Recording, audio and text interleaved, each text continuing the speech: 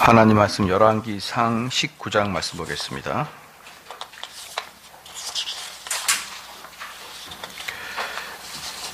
열왕기상 19장 보겠습니다.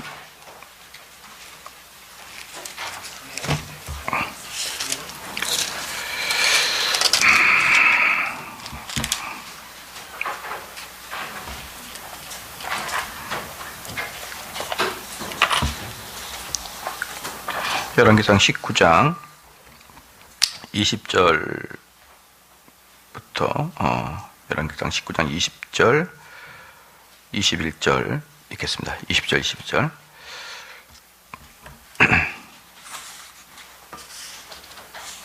다 같이 읽겠습니다. 시작.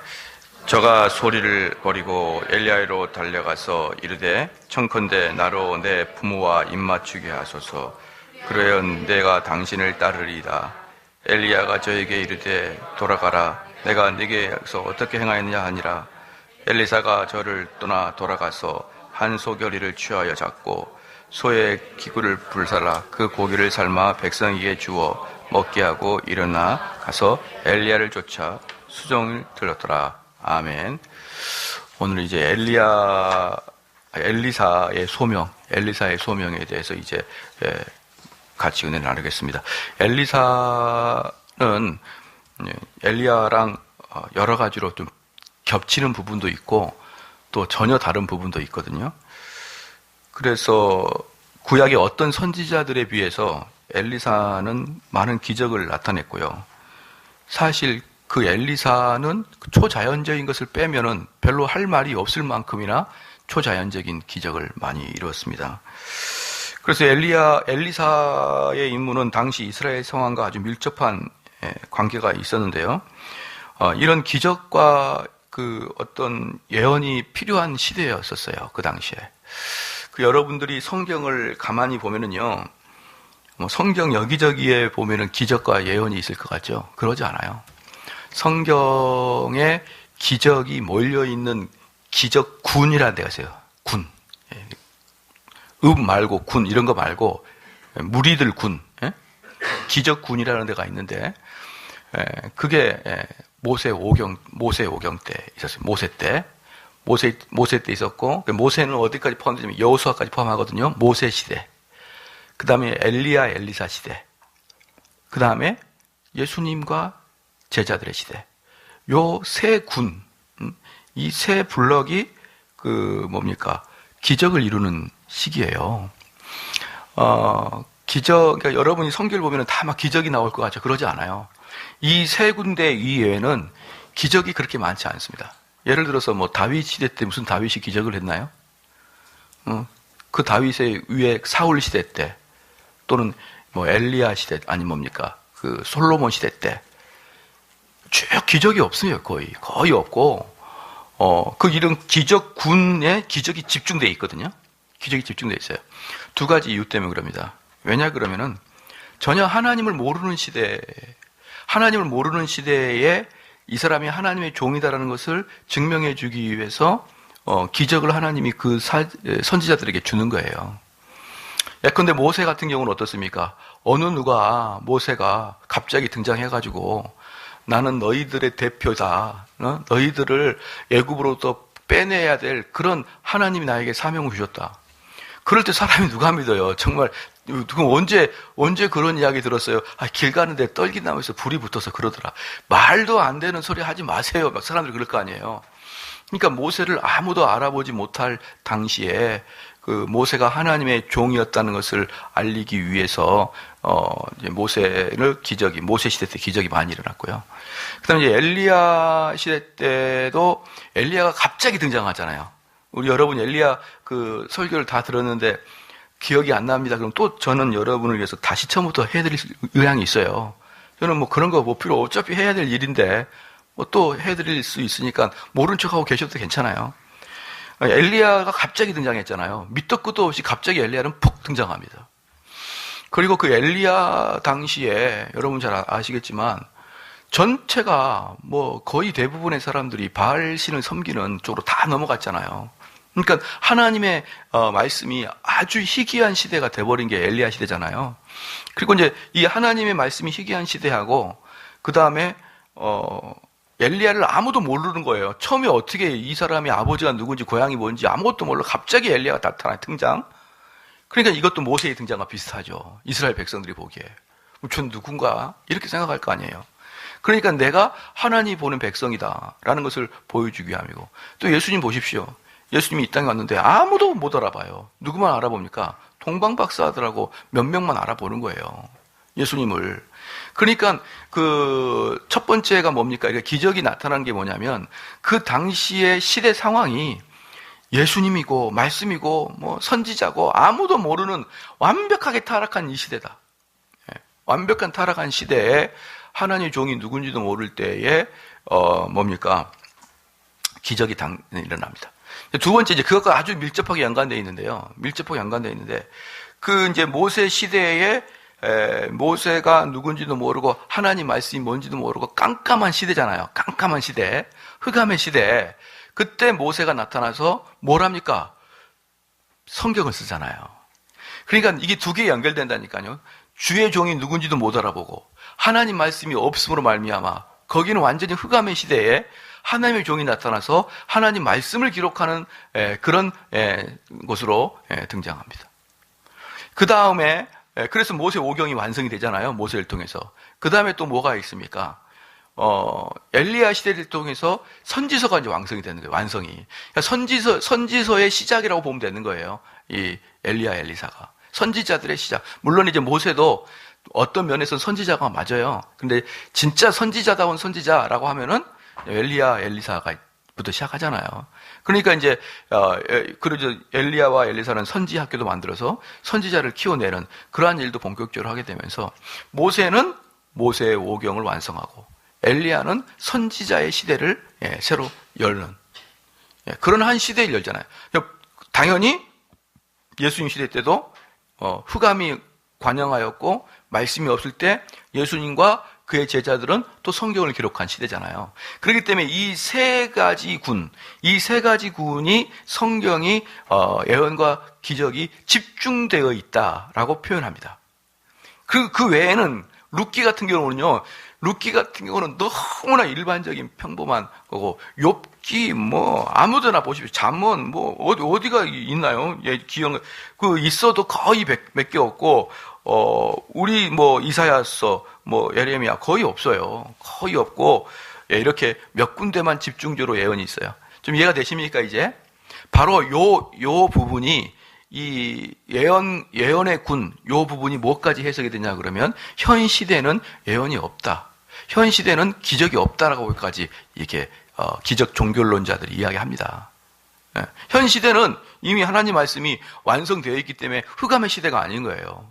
현 시대는 이미 하나님 말씀이 우리에게 주어졌기 때문에 더 이상 하나님의 말씀이 우리에게 써져야 될 이유가 없기 때문에 뭐가 없는 거예요? 예언과 기적이 없어지는 거예요.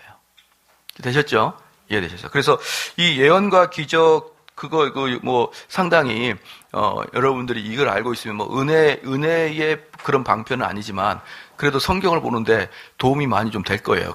요거 하나만 좀 알아도. 그래서 이제 이 엘리사와 엘리야, 특별히 엘리사는 아주 초자연적인 사건을 통하여 그런 기적들의 삶을 살았다라는 것이죠.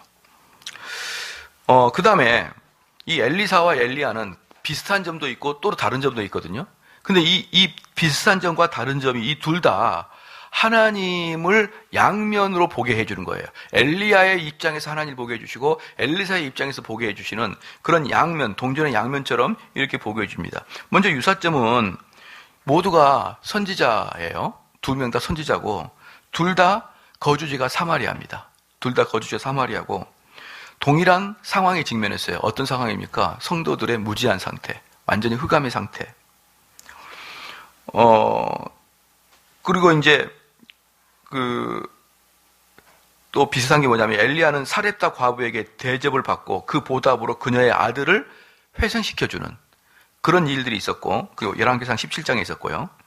열왕기하 4장에는 엘리사는 사렙다 과부가 아니라 수넴 여인에게 대접을 받고 그녀의 아들을 소생시켜주는 아주 비슷한 사건을 했거든요. 그러니까 이런 거 비슷해요. 근데 차이점은 뭐냐? 차이점은 엘리야는 갑자기 등장했고, 갑자기 대중 앞에 등장했고, 엘리사는 그 아버지의 이름도 다 기록되어 있고, 소명을 어떻게 받았느냐도 다 기록되어 있어요. 소상하게 기록되어 있고, 그 다음에 엘리야는 첫 번째 나타나서 했던 그 기적이 뭐냐면 3년 동안 비가 오지 않는 기적부터 행합니다. 그가 기도를 해서 3년 동안 비가 오지 않는 기적부터 행해요. 그런데 엘리사는 첫 번째 기적이 11기하 2장에 나타나는 샘물을 정화시키는 기적부터 합니다. 그러니까 엘리야는 비가 오지 않는 기적을 시작했고 엘리사는 샘물을 정화시키는 기적을 했습니다. 그리고 가장 특이할 만한 것은 엘리야는 고독하고, 그렇죠? 배반한 대중들에게 진노를 선포하고, 배반한 대중들에게 멀리 떨어져 살아요. 같이 나는 너희들하고 같이 뭐 식사하고 싶지도 않다. 예, 뭐 그렇게 멀리 떨어져 산다. 그런데 우리 엘리사는 대부분의 생애를 선지 학교를 운영하면서, 신학교를 운영하면서 신학교 학장으로의 삶을 삽니다. 그리고 이제 마지막으로 그 엘리야가 사라질 때는 불병을 타고 올 때처럼 확실히 왔다가 확실히 사라져 버려요. 근데 엘리사는 병들어 늙어 돌아가셔요. 천천히 자연사로 돌아가십니다. 그리고 이 엘리야의 기적은 대부분 죽음과 멸망, 심판자로서의 사역을 감당합니다. 죽음과 멸망을 감당하는 반면에 엘리사는 치유와 회복, 은혜와 자비를 선포하는 거예요. 이게 가장 큰 가장 큰 게 뭡니까? 그래서 지금 제가 말씀을 드리고자 하는 결론이 뭐냐면 엘리야는 막 공포스러워요. 도끼를 들고 갖고 막 이렇게 엘리야를 생각하면 어때요? 팔뚝에 힘이 불뚝불뚝하고 막 이 털이 북슬북슬하고 말 안 들으면 다 죽여버릴 거야. 이런 스타일이 엘리야고요. 엘리사는 자비와 은혜를 베푸는 그러한 사역을 합니다. 이게 이제 제가 왜 이 말씀을 드리냐 그러면 하나님의 양면성이거든요. 하나님은 이쪽에서 보면 어때요? 너무나 무서운 분이에요. 너무나 무섭고 이쪽에서 보면 너무나 사랑과 자비가 넘치는 겁니다. 그래서 같은 저자가 써요. 요한이 썼는데 요한1서 1장 5절에 우리 주님을 하나님은 빛이요라고 표현하거든요. 하나님은 빛이요. 그럼 하나님은 빛이요라는 뜻은 뭐냐면 하나님은 어둠이 아니라는 거예요. 하나님은 빛이라는 뜻은 뭐냐면 하나님은 어둠을 싫어한다는 거예요. 뭐냐? 하나님은 죄를 싫어한다. 다른 말로 하나님은 거룩한 분이시고 죄 있는 곳은 하나님이 진노하신다. 이게 하나님은 빛이라는 뜻이에요. 그 다음에 같은 요한일서 4장 8절에 뭡니까? 하나님은 사랑이시다 라고 썼어요. 그러니까 요한 사도가 쓸 때도 앞에는 하나님은 빛, 하나님은 어둠을 싫어하시고 하나님은 어둠에는 진노하시는 빛이고 그 다음에 4장에서는 하나님은 사랑이시다. 이렇게 하나님을 두 방면으로 항상 써야 됩니다. 이 두 방면에 하나님을 봐야만 본질적인 하나님을 볼 수가 있는 거예요. 그래서 이렇게 봤을 때 어떻게 표현하면 되냐면 엘리사의 사역은 엘리야의 사역을 완성시키는 자예요. 그렇죠? 이해가 되시죠? 엘리사의 사역은 엘리야의 사역을 완성시키는 자다. 자, 이게 뭐냐 그러면 우리가 항상 구원론을 배우잖아요. 자, 뭐가 먼저 와야 된다? 하나님의 진노가 먼저 와야 된다. 하나님의 율법이 먼저 와야 된다. 이것은 성경의 공식이에요. 공식. 그러니까 하나님의 율법이 먼저 와서 하나님의 진노를 정확하게 선포하고 그 진노 아래 그들이 두려워하는 사람들에게 하나님의 자비와 사랑을 선포하는 것은 언제든지 청교도가 요청하고 있는 것이었습니다. 언제든지. 아무 때나 성경 어디를 펴봐라. 그러면 그러한 공식이 있나 없나 자세히 살펴보면요. 모든 게 다 그렇게 되어 있는 거예요. 예를 들어서 모세도 봐보십시오. 모세 시대 때도 어떻습니까? 사람들이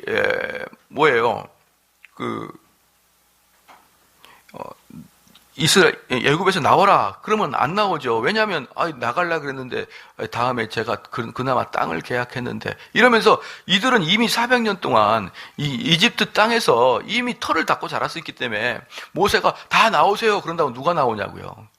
그러니까 모세가 그들에게 지금 했던 게 뭡니까? 한 번 갈 때마다 바로 왕이 말이에요. 한 번 갈 때마다 거절을 합니다. 그렇죠. 그런데 한 10번 갈 때까지, 10번 갈 때까지 왜 그렇게 하나님은 그렇게 10번이나 가게 하셨느냐 이 말이에요. 10번이나 가게 하신 이유는 정확하게 두 가지입니다. 첫 번째는 뭐냐면요, 너희들이 천벌을 받아도 마땅하다는 것을 애굽인들에게 확실하게 깨우치기 위해서. 그렇죠? 너희들은 진멸을 당해도 될 만큼의 하나님의 그 명령을 어기고 있다는 것을 그 애굽 사람들이 확실하게 인식시키기 위해서 아주 분명한 재난을 주신 거예요. 분명한 재난을. 누구도 그걸 보고 내가 속았다라고 말할 수, 내가 아주 정확하게 벌을 받을 만한 그런 놈이라는 것을 누구도 변명하지 못하도록 하기 위해서 하나님이 10번이나 찾아가게 합니다. 그 다음에 반대로 이스라엘 사람들에게는 어때요? 이스라엘 모세가 예굽의 왕한테 한번 가면 갈수록 무슨 일이 발생합니까? 바로 왕한테 한번 갈수록 무슨 일이 발생해요? 더 고통을 주잖아요. 더. 이 인간이 정신을 못 차렸어? 그래서 여러분 군대 가서 우리 때는 그랬어요. 그 간부가 와가지고 야 너희들 요즘 고참이 때리냐? 군대에서 누가 고참이 때려? 어려운 일 있으면 소원소리 써라. 이렇게 소원소리 쓰면은 정말 순수한 마음으로 소원소리 써요. 그럼 그 소원소리를 행정관이 딱 봐요. 덜 맞았구만. 이러는 거지. 그래서 또 더 맞는 거죠. 소원소리 쓰는 날 더 맞아요, 그냥. 그때 우리의 철학은 뭐냐? 확실히 때려야 꼼짝 못한다. 이거였거든요. 그러니까 맨날 확실히 맞았죠. 그러니까 바로가 생각한 게 뭐예요? 얘네들이 확실히 안 맞으니까 자꾸 이렇게 독립을 하고자 하는구나. 그래서 바로에게 모세가 찾아가면 찾아갈수록 더 고통과 고난을 주니까 나중에 이스라엘 백성들이 당신이 뭔데 자꾸 이렇게 하냐는 거야. 이스라엘 백성들이 오히려 좀 내비둬라. 그냥 우리는 이 상태가 좋다. 이 상태가 라고 할 만큼 한 번씩 갈 때마다 고통을 줍니다. 근데 10차례나 가니까 어떻게 됩니까? 완전한 고통에 빠진 거예요. 이스라엘 사람들은 완전한 고통에 빠졌을 때야 비로소 우리를 구해 주소서라고 손을 드는 겁니다. 우리를 구해 주소서라고 손을 드는 거예요. 그래야 구원이 이루어지는 겁니다, 여러분. 하나님께서는 여러분에게 구원의 아름다운 메시지, 복음의 메시지를 주기 이전에 여러분을 완전히 땅에다 처박아가지고 두 손 두 발 다 들고 살려주십시오라고 외치기 전까지는 구원의 구자도 허락해 주지 않아요. 그런데 지금의 가장 큰 문제는 뭐라고 했습니까? 저는 우리 성도들을 정말 구원으로 이끌어 가려고요. 정말 타이트하게 여러분들을 끌어간단 말이에요. 그런데 여기서 사랑 딱 얘기해버려요. 그러면 이렇게 끌어왔던, 즉 모세가 한 8번쯤 바로한테 가가지고 억압이 거의 목 끝까지 찾아왔는데 누군가 와가지고 탁 터트려버려요. 그래서 새로운 강사를 세우기가 너무나 어려운 겁니다. 왜? 거의 대부분 새로운 강사는 자비와 사랑을 이야기할 거니까. 그래서 죽자 사자 저 혼자 설교하는 거예요. 힘들어 죽겠는 거예요, 그게. 예? 여러분, 이게 이 청교도의 구원론의 그 논리를 아는 사람들에게는요, 성도 한 명 한 명이 그 율법 아래 그 억압을 당하고 있는 상태가 얼마나 복된 상태라는 것을 알거든요. 그런데 그 상태에 와서 그냥 쭉 넓혀버리고 옆에다가 아주 탱탱하게 텐션된 상태에다 구멍을 똥 뚫어가지고 물이 푹 빠져버리게 하고, 이런 그 바람 빠지는 일들을 그런 일들은 여러분 정말 위험합니다. 위험하는 거예요. 그런데 꼭 그런 것들 때문에 우리가 마음을 흐트리면 안 된다. 그래서 우리 성도들은 어떻게 됐습니까? 엘리야의 사역이 완성된 다음에, 엘리야의 사역이 어떻게 완성됐습니까? 그가 불마차를 타고 승천한 이후에 곧바로 뭐가 시작되는 거예요?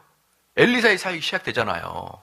그가 승천한 이후에 엘리사의 사역이 시작되듯이 엘리야의 사역이 끝나고 하나님의 말씀으로 우리를 저주와 진노와 3년 반 동안 가뭄과 하늘에서 불이 내리고 그 바알 선지자 그 450명을 죽이고 피바다를 내고 아합을 죽이고 이세벨을 죽이고 뭐 이런 피바다가 난 다음에 그들이 엘리야의 사역이 하나님이 여기까지 끝났다라고 할 때 엘리사의 사역이 자비와 사랑의 사역이 시작되는 거예요, 여러분. 살리는 사역. 되셨죠? 그러면 당연히 엘리야는 누가 엘리야의 별명인가요? 세례 요한이 엘리야의 별명이잖아요. 그렇죠. 세례 요한이 엘리야의 별명이잖아요. 그러면 엘리사는 누구를 예표하는 겁니까? 예수님을 예표하는 거죠. 그렇죠. 엘리사는 예수님 예표하죠. 물론 이제 그 디테일한 부분에서는 이제 다른 면도 있지만 큰 흐름에서는요. 엘리야는 세례 요한을, 엘리사는 우리 주님을 이렇게 예표합니다. 예표하고요. 그래서 엘리사라는 뜻이 뭐냐 그러면 엘리사라는 뜻은 하나님은 구원자이시다라는 뜻이에요. 어떻게 이렇게 예수님과 이름이 비슷합니까? 그리고 재밌는 게 뭐냐면 그의 아버지의 이름이 사밧이야, 사밧. 사밧의 아들 엘리사인데요. 그 사밧의 뜻은 심판자라는 뜻이에요. 심판하다. 그러니까 여기서도 봐봐 구원의 뜻이 있잖아요. 아버지는 심판하고 아들은 구원하시고 엘리야는 저주를 내리고 엘리사는 회복을 시키고. 자, 이게 여러분 머릿속에 분명히 있어야 됩니다. 그래서 우리 성도들은요, 요러한 그 구원의 메커니즘을 절대로 놓치면 안 되는 거예요. 절대로 놓치면 안 되고, 항상 하나님 말씀이 여러분을 이렇게 억압하고 있는 상태가 가장 좋은 상태입니다. 아이고, 우리 목사님은 맨날 저렇게만 해. 예, 그래도 여러분 나가서 위로받고, 소망받고 또 살아오잖아요. 그 나가면 금세 또 위로받고 넓어져 오잖아요. 이거 왜 그러세요? 넓히는 게 우리의 주 목적이지 않습니까? 그것처럼, 우리는 이 교회에서 아무리 하나님 말씀으로 이렇게 잡아놔도 또 가정생활, 일주일생활 하다 보면 한 주간 지나면 또 이렇게 너덜너덜하게 넓어져 와요. 예? 또 바짝 조여놓으면 또 너덜너덜하게 옵니다. 언젠가는 더 이상 안 넓어지겠죠.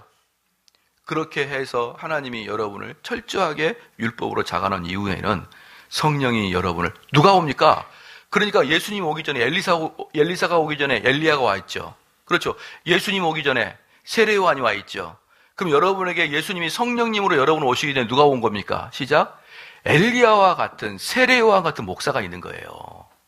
엘리야와 세례 요한 같은 목사가 있는 다음에 그의 사역 이후에 여러분들이 성령이 오셔서 우리 주님이 오셔서 여러분들에게 회복과 소망과 생명의 사역을 하신단 말이에요.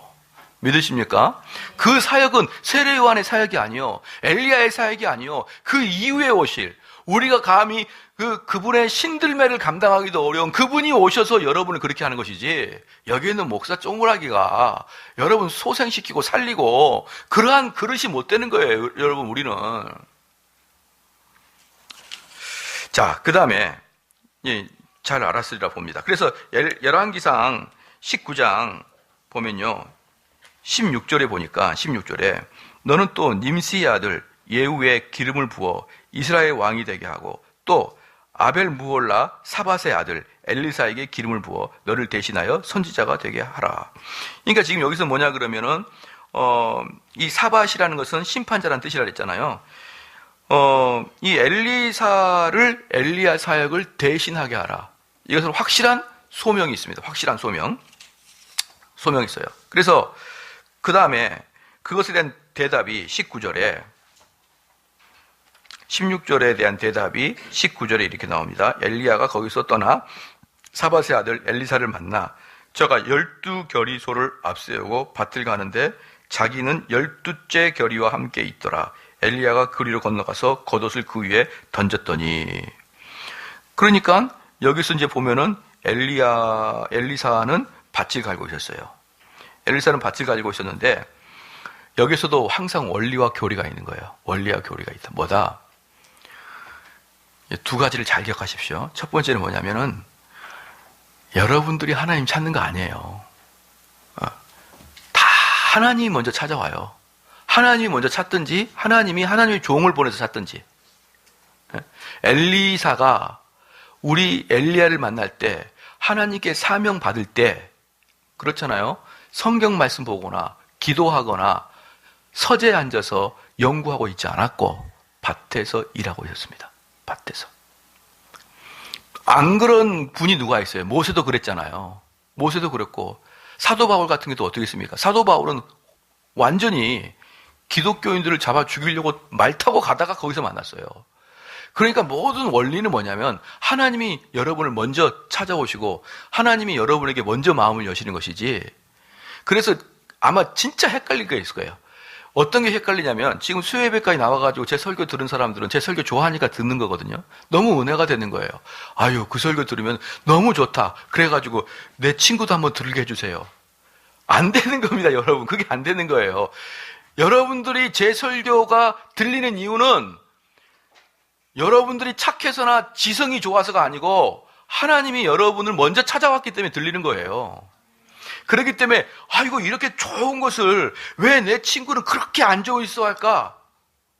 아무리 목사가 이야기를 100번 해도 안 되는 겁니다. 그게 안 되는 거예요. 하나님이 그들을 먼저 찾아가야 되는 거예요. 자, 그들을 찾아가는 특징이 어땠는 거예요? 계속 말씀을 들을 때는 이 말씀이 졸리기도 하고 들리지도 않고 반감이 생기다가 어느 날 그냥 확 그냥 하나님이 그를 딱 찾아가면 말씀이 쑥 들어가기 시작합니다. 이게 교회를 계속 다니다가 갑자기 들릴 수도 있고 아니면 우연히 지나가다가 말씀을 들었는데 그 말씀이 쿡 들릴 수도 있고 여러분 그렇게 해서 들리는 거예요. 그렇게 들리는 겁니다. 원리가 뭐라고요? 항상 하나님이 먼저 찾는다. 인간이 먼저 찾고 그러지 않는다. 그래서 뭐 집회 가면은요 말 같지도 않는 사람들 있잖아요.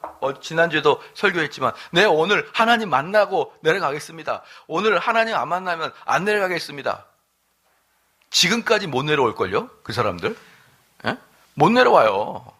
그렇게 해서 만나는 사람이 어딨냐고요. 기독교는 네 오늘 하나님 만나겠습니다. 오늘 은혜의 담비가 나에게 쏟아지기 전까지는 내가 절대로 이 무릎을 피지 않겠습니다. 그런 사람들은 없다니까요. 기독교에는 그런 게 아니에요. 그런 식으로 내가 대차게 주님 만나고 주님과 1대1로 쇼를 보겠습니다. 그런 경우 어디 있습니까? 자다가 사무엘 같은 게 자다가 그렇잖아요. 사무엘아 예, 내가 여기 있는 날 누구시죠? 그렇게 해서 하나님이 항상 먼저 찾아옵니다. 원리 1은 뭐다? 하나님 먼저 찾는다. 원리 2는 뭡니까? 여기서 이 엘리사가 뭐하고 있었어요? 일하고 있었어요. 하나님은 먼저 찾아오시는데 즉 먼저 찾는 경우는 없는 거예요, 인간이. 근데 항상 누구를 찾냐면 무슨 일이든지 열심히 한 사람. 하나님이 찾는 자 중에는요 게으른 자는 아무도 없어요. 여러분이 혹시 도둑질을 하더라도 남다른 도둑질 선수가 되는 선수 있잖아요. 도둑질에서 계속 불철주야 열심히 노력하고 나는 이미 도둑질의 길에 섰으니까 도둑에서 1등을 하리라 이러면서 불철주야 도둑을 연구하는 그 도둑놈이 오히려 주님이 찾을 거예요. 여러분이 무슨 일을 하든지 자기 일에서 내가 이 일을 정말 목숨을 다해서 하겠습니다 라고 하는 사람들이 전부 다 주님이 찾은 사람입니다. 이게 원리 2예요. 원리 1은 주님이 찾지만 원리 2는 그럼 누굴 찾느냐?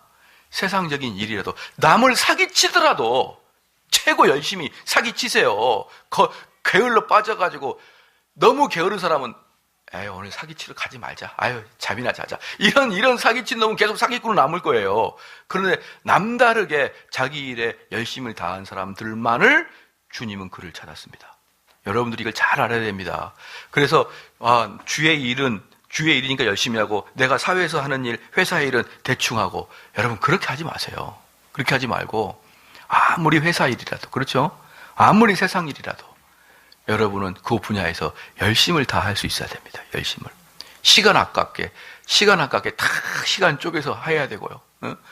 촘촘하게 계획 잡아서 흐트러진 시간 없도록 그렇게 살아가야지.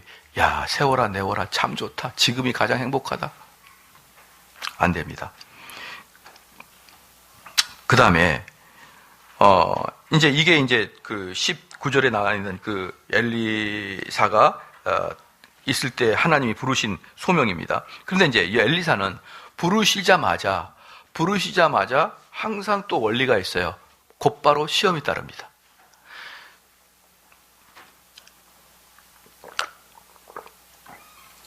저희가 만약에 무슨 일을 하려고 그러면 그 자격증에 합격을 해야 될 거 아니에요.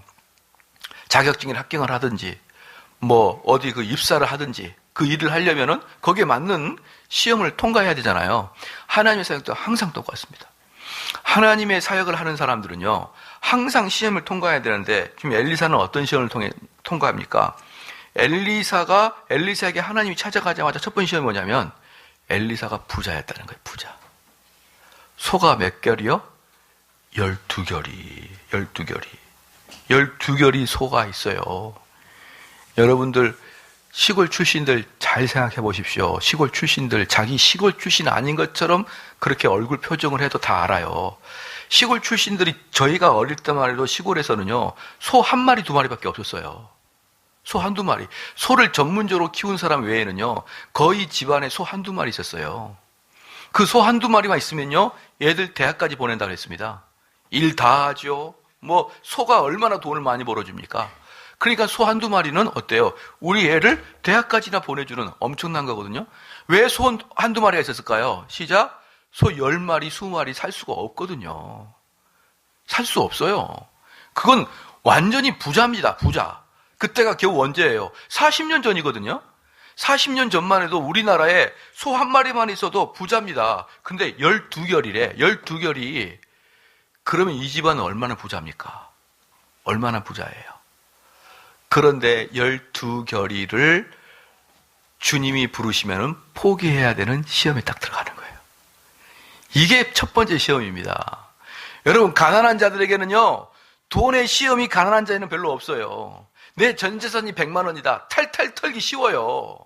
그렇기 때문에 오히려 가난한 자가 돈을 더 잘 내는 겁니다. 근데 부자는 왜 부자가 되냐면 돈도 많이 벌 수 있지만 돈에 대한 애착이 강하기 때문에 부자가 되는 거거든요. 그렇기 때문에 부자가 그 부를 포기한다는 것은 가난한 자가 부를 포기하는 것보다 훨씬 어렵습니다. 그래서 엘리사는 첫 번째 시험인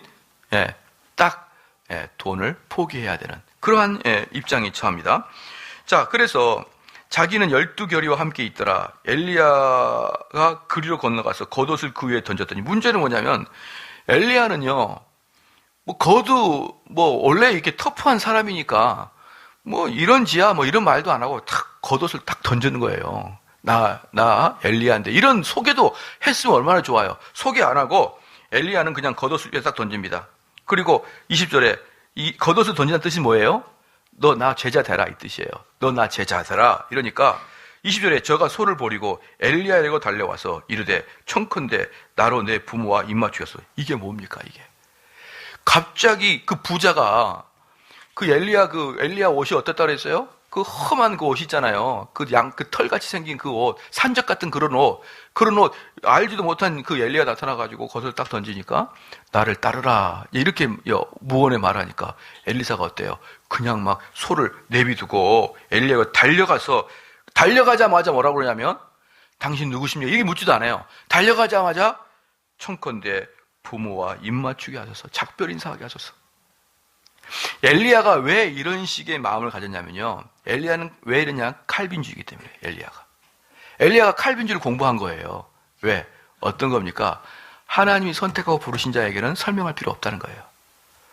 그 마음이 딱 있는 거예요. 하나님이 선택한 자에게는 굳이 설명하고 말 것도 없어요. 한 말씀이 선포되면 그냥 오케이입니다. 오케이. 그러니까 엘리야는 딱 겉을 취하고 성령께서 엘리사에게 기름 부으라라고 구체적으로 성령이 나에게 말씀했다 그러면, 성령께서 구별한 사람이라 그러면 내가 가서 겉옷만 딱 들여도 그는 나를 쏜살같이 찾아올 것이다 라는 엘리야의 마음이 있었어요. 딱 하니까 어때요? 그대로 엘리사가 쫓아옵니다. 그렇죠. 그리고 이 엘리사의 얼마나 이 하나님의 역사가 엘리사에게 강하게 나타났냐면, 이 겉옷을 딱 주는 순간 이 겉옷을 내가 딱 받아요. 그럼 뭐가 되는 겁니까? 종이 되거든요. 종이 되는데 그날 곧바로 여기 뭡니까? 나로 내 부모와 입맞추게 하소서. 이게 뭡니까? 당신이 허락하지 아니하면 부모에게도 가지 않겠다는 거예요. 얼마나 우리 그 엘리야를 주인으로 섬겼던지 그냥 보자마자 청컨대 제발 저에게 부모에게 인사하고 오게 해주십시오. 여러분, 이게 주님을 따르는 자의 모습이에요. 주님을 따르는 자의 모습이에요. 주님을 따르는 자의 모습은 그 스승에게 전적으로 그 스승을 순종하기 시작합니다. 내 부모와 입맞춰서 그런 후에 내가 당신을 따르리이다. 엘리야가 저에게 이르되 돌아가라. 내가 네게 어떻게 행하였느냐 하리라. 요거 여러분 무슨 말인지 잘 모르겠죠? 왠지 혼내는 것 같아요. 왜냐 그러면은 그 복음서에 보면은 내가 초상을 치게 하게 해주십시오. 그럼 죽은 자는 죽은 자가 장례 지르게 하고 넌 날 따르라. 그 말씀 때문에 왠지 이것도 비슷한 것 같아요. 엘리야가 하니까 엘리사가 돌아가서 부모님께 내가 마지막 입 맞추고 오겠습니다. 그럼 에이 너는 틀렸다 돌아가라 이렇게 말하는 것 같지만 사실 그 말씀이 아니고 그래 가라 가고 하나님이 부르시고 하나님이 사명을 준 자는 가도 신속하게 다시 올 것을 우리 엘리야는 알아요. 그냥 가서 너가 해라. 뭐 설득하고 너랑 나랑 같이 가면 이제 너에게 이런 일이 있을 것이고 하나님은 너를 이런 말 안 하고 그래 가라. 가서 부모님께 인사드리고 그리고 너 함부로 나 따르지 말고 집에 가서 곰곰이 생각해봐. 곰곰이 생각해서 즉흥적으로 하지 말고 네가 생각해가지고 하나님이 너를 택하여서 사역자로 불렀다 그러면은 너의 마음속에 더욱더 크게 너가 이 길을 가기를 원할 거야. 가서 생각하고 와. 이렇게 말한 겁니다. 지금 20절이. 그러니까 엘리사가 저를 떠나 돌아가서 소 한 결을 취하여 잡고 소의 기구를 불살라 그 고기를 삶아 백성에게 주어 먹게 하고 일어나 가서 엘리야를 쫓으며 수종들더라. 이제 여기서 이제 뭐냐 그러면 여기서 보면은 이제 그가 엘리야랑 떠나서 집에 가가지고 이제 아버지에게 작별 인사하고 이제 곰곰이 생각해 봤겠죠. 이 많은 그 사밧이라는 아버지가 이 많은 소 12결이 이렇게 많은데 이것을 내가 여러분 이 소가 얼마나 비싼 거냐면요. 저희가 레위기 제가 설교할 때 새벽 예배에서 설교할 때 말씀을 드렸는데요. 제사를 드릴 때 아무나 소를 바칠 수 있는 게 아니에요. 소를 바칠 수 있는 사람이 있는데 대제사장하고 그 다음에 이스라엘 그 대속제일 있죠. 대속제일. 이스라엘 전체가 드리는 제물이 소예요. 보편적으로 부자라 그래도요. 양이나 염소를 드리지 소는 못 드립니다. 하나님께 소를 드려서 제사를 드릴 수 있는 사람들은 이스라엘 백성들 사이에서 몇 명 없어요. 엄청나게 비싼 겁니다, 소가. 근데 그 소 12결을 갖고 있는 거예요. 그리고 오늘 21절에 그 소 한 마리를 잡아다가 잔치를 합니다. 엄청난 겁니다. 지금은 말하면 뭐 할까요? 아파트 한 채를 팔아서 잔치를 하는 거예요. 아파트 한 채를 팔아서 잔치를 하는 것입니다. 그래서 20절에 그거예요. 엘리야는 엘리사에게 충동에 따라서 너가 행동하지 말고 네가 헌신하기 전에 곰곰이 앉아서 비용을 계산해 봐라. 네가 주님의 명령을 따르려 그러면은 분명히 네가 포기해야 될 것들이 있는데 그 포기할 것이 무엇인지를 잘 생각했다가 그럼에도 불구하고 너 마음속에 성령이 너를 부르신다 그러면 그거 포기하고 와라. 그러니까 21절에 엘리사가 저를 떠나 돌아가서 소 한 결을 취하여 한 마리를 잡아다가 어때요? 불살라서 고기를 꼬먹고 소 기구를 불살라 버려요. 다시는 내가 돌아가지 않겠다. 다시는 돌아가지 않겠다. 여러분, 이게 바로 성령께서 엘리야를 통해서 엘리사를 선택하시고 구별하신 사역자의 전형적인 모습입니다. 이게. 그러니까요. 이것은 이제 좁게 보면 사역자고 넓게 보면은 모든 성도가 마찬가지예요. 근데 제가 쉽게 말씀드리겠습니다. 사역자를 제가 예를 들어볼게요. 사역자가 되기 위해서는요. 첫 번째, 모든 세상 부귀영화도 떠날 수 있을 만큼 돼야 돼요. 두 번째는 뭐냐 그러면 혈육에 대한 애정도 끊을 수 있어야 됩니다. 아버지를 떠날 수가 있어야 되는 거예요. 그래서 많은 사역자들은 지금도 선교사들은 20년 동안 선교제 나가서 아버님 돌아가신 것도 못 보고 살아가는 선교사들이 얼마나 많습니까? 그렇잖아요.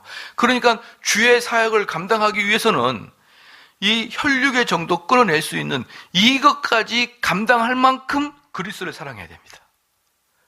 여러분, 이것이 되지 않은 사람들은 절대로 하나님의 사역을 하면서 기쁨과 즐거움을 만끽하지 못해요.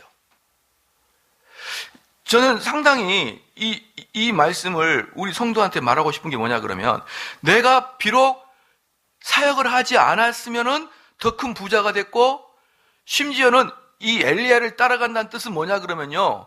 그 당시의 최고 기득권자와 또는 권력자와 아니면 보편적인 사람들로부터 원수가 돼도 된다는 그런 마음입니다.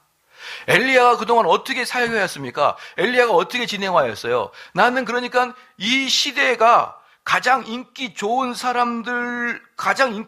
사람들이 아닌, 얼마든지 내가 그 인기에 좋아 사람들로부터 칭찬 듣고 심지어 돈도 벌고 명성도 올라가고 사람들이 나에게 권위도 부여해 줄 수 있는 그 자리를 포기하고 사람들이 나를 비난하고 질책하고 심지어 비난과 질책뿐만 아니라 돈도 못 벌고 심지어 부모로부터 오해도 받고, 우리 주님이 여러분 설교도 할 때 어땠습니까? 설교하고 있는데 제자들이 와서 예수님, 당신의 어머니와 형제들이 왔습니다. 그렇게 얘기했잖아요. 그죠? 그게 뭔 줄 알아요? 우리 주님 데려가려고 하는 거예요. 너 그만해라, 그만. 이게 뭐 하는 짓이냐, 이게. 저 똘마니 같은 놈들하고 모여 앉아가지고. 우리 주님이 설교할 때 그 형제들과 부모가 우리 주님을 끄집어 가려고 했던 거예요. 여러분 알고 계셨습니까? 그러니까 부모가 보기에 이 장남 이것이 지금 뭐 하는 짓이냐. 돈도 못 벌고 맨날 칭찬도 못 벌고 좀 뭐 하는 짓이냐. 여러분 이거 들을 각오해야 됩니다. 이거 들을 각오하는 게 사역자예요. 사람들에게 칭찬 듣는다고요? 부모님들에게 효도한다고요? 여러분 어려워요. 왜 그럴까요? 형제도 부모도 일가 친척도 나랑 가까이 있는 친구들도 모든 사람들도 다 누구니까? 죄인이니까. 죄인이기 때문에 어느 누구도 육신적인 혈육을 떠나서요. 육신적인 혈육에 매여 있을 땐 육신적인 거지만 이 육신적이 아닌 영적인 면에는요. 다 동일합니다. 다 어떻게 동일합니까? 이 말씀이 옳다고 여기는 자들은 영적인 형제가 될 것이고요. 이 말씀이 옳지 않다고 느끼는 사람은 아무리 육적인 형제라도 영적인 원수가 돼요. 바로 그것을 여러분이 각오해야 됩니다. 그것을 각오하지 않고 주의 사역을 덜썩 들어가죠? 그럼 여러분 주의 사역하는 인평생 가시밭을 걷는 거예요. 가시밭을. 다시 말해서 이 엘리사가 12결의 소를 포기하고 아버지로 받은 그 엄청난 유산을 포기하고 그것보다 감당할 수 없을 만큼이나 엄청난 기쁨과 소망을 사역을 통해서 얻어내야 되는데 이것도 포기하고 이것도 못 얻는 상태가 돼버린단 말이에요. 그래서 저는 주님으로부터 특별하게 부르심을 받지 않는 자들은 절대로 목회하지 말고 사업해라. 사업. 돈 벌고 열심히 일을 해서 행복하게 살아라. 행복하게. 여러분 이게 목회를 해서 그 목회에서 흘러나오는 그 사역에서 흘러나오는 기쁨을 만끽하는 사람들은요 소수입니다. 목회자들 속에서도. 왜? 같이 만나보면 너무 괴로워하거든요. 힘들어하고 고통스러워하고 다 그럽니다. 그러나 몇 분은 돈도 없고 집도 없고 뭣도 없어도 이 기쁨에 불타서 헐헐 타올라요. 헐헐. 근데 어떤 분들은 목사님들도 그래요. 번아웃 당했다고. 그렇죠. 그런 말 있잖아요. 옛날에 우스갯소리로. 아들이 교회 안 가니까 발로 차면서 야 빨리 교회 갈 시간이다. 아 오늘은 교회 가기 싫어요. 야 네가 안 가면 누가 설교하냐. 그런 거 있잖아요. 그러니까 목사도 교회 안 나가고 싶은 거예요. 이제 지쳤어요. 교회 성도 얼굴 보기도 싫고 싫은 거예요. 진짜 그게 우스갯소리지만 목사들 마음속에 있어요. 왜? 기쁨이 없으니까. 고통스러우니까. 여러분 그래서 성령에 의해서 구별되지 않는 자들이 그리스도를 섬기는 축복을 올바르게 받을 수 없다 그러면 매 시대 때마다 하나님께서 한탄의 소리를 이렇게 하십니다. 예레미야 23장 21절 말씀에 이 선지자들은 내가 보내지 아니하였도다. 그렇게 말합니다. 이 선지자 내가 보내지 아니하였도다. 근데 그들이 다름질하는도다. 뭐예요? 열심히 사역하는도다. 여러분 주님의 사역을 부르심을 받고 주의 사역을 감당하는 사람들은 이 엘리사와 같이 즉흥적으로 하는 게 아니고 곰곰이 계산해 봤을 때 내가 이 많은 것들을 다 포기하고도 주님의 길을 갈 수 있느냐. 내가 부모, 친척, 형제, 자매를 버리고도 그 버린다는 게 물질적으로도 버려지는 것일 수 있죠. 멀리 갈 수도 있고. 하지만 내면적으로 영적으로도 그들과 담을 쌓을 수 있을 만한 각오가 되어 있느냐. 그렇죠. 이런 것들을 다 각오를 해야만 비로소 여러분들은 사역을 하면서 즐거움을 느낄 수가 있습니다. 그러지 않으면요, 비가 올 때, 야, 내가 왜 이것을 할까? 내가 왜 일을 할까? 이렇게 한탄하게 됩니다. 그리고 선지자들인데 예레미야 23장 21절 말씀처럼 주님이 부르지 않는 선지자들이 얼마나 많은지 몰라요. 얼마나 많은지 모르고 그 선지자들이 자기들이 주님이 부른 것처럼 그렇게 사역하기 시작할 때 그 밑에 있는 사람들은 어떻습니까? 요상한 것을 먹기 시작하는 것이죠. 자, 그래서 마지막으로 하나님의 21절에 이제 그 말씀처럼 하나님의 부르심의 효과적인 증거는 기꺼이 응하고자 하는 마음과 그 다음에 뭡니까? 21절 맨 마지막에 엘리야를 쫓으면 뭐합니까? 수종을 들더라. 곧바로 뭐예요?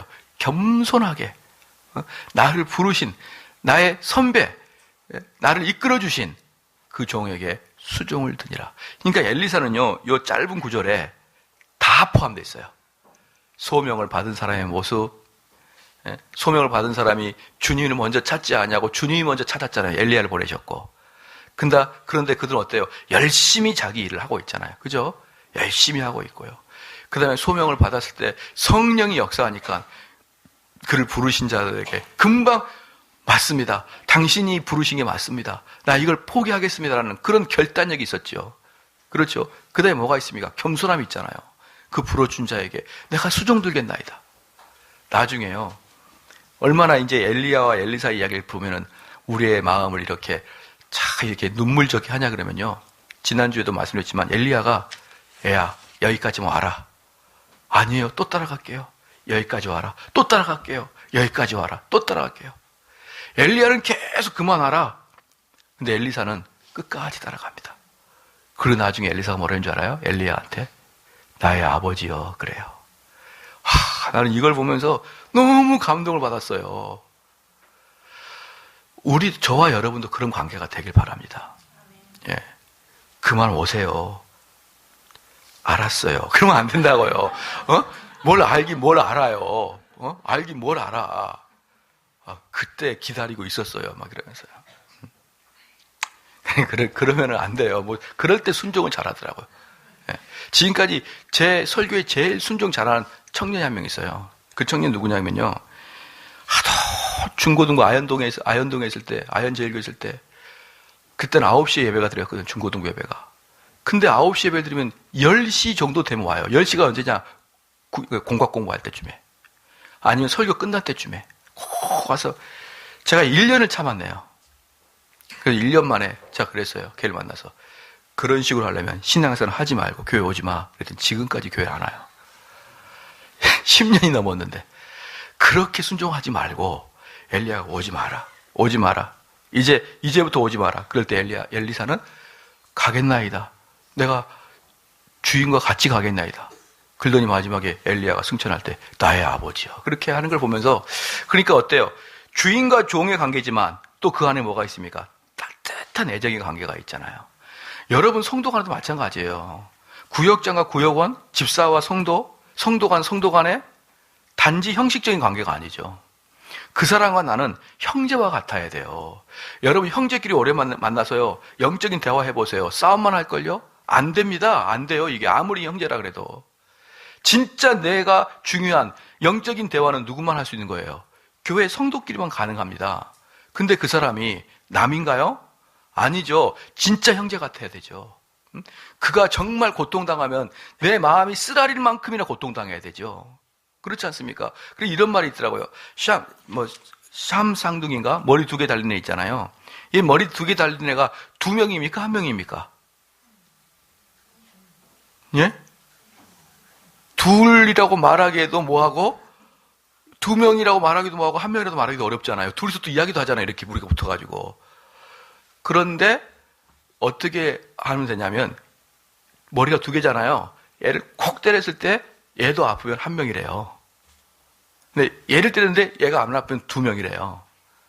그렇잖아요. 저희 교회도 하나입니까? 그럼 어떻게 되는 거예요? 제가 고통받을 때 여러분들이 마음이 아프면 하나예요. 그게 하나입니다. 여러분이 고통당할 때 우리 교회 전체가 고통 아프고 마음 아프고 이게 하나죠. 근데 좋을 때는 형제 자매 하다가 그냥 그 사람이 어려워지면 아프지도 아니하고 돕지도 아니하고 그냥 등 돌리고, 이게 어떻게 하나입니까? 자, 이러한 엘리사와 엘리야의 관계처럼 그렇게 육체적으로는 종과 주인이고 스승과 제자지만 내면적으로는 나의 아버지여라고 할 만큼 서로 또 내면적으로 서로 사랑하는 관계, 그런 관계가 되길 주 이름 축원합니다. 기도하겠습니다. 아니, 기도가 아니라 찬양하겠습니다. 찬송가 188장, 새 찬송가 494장입니다. 찬송가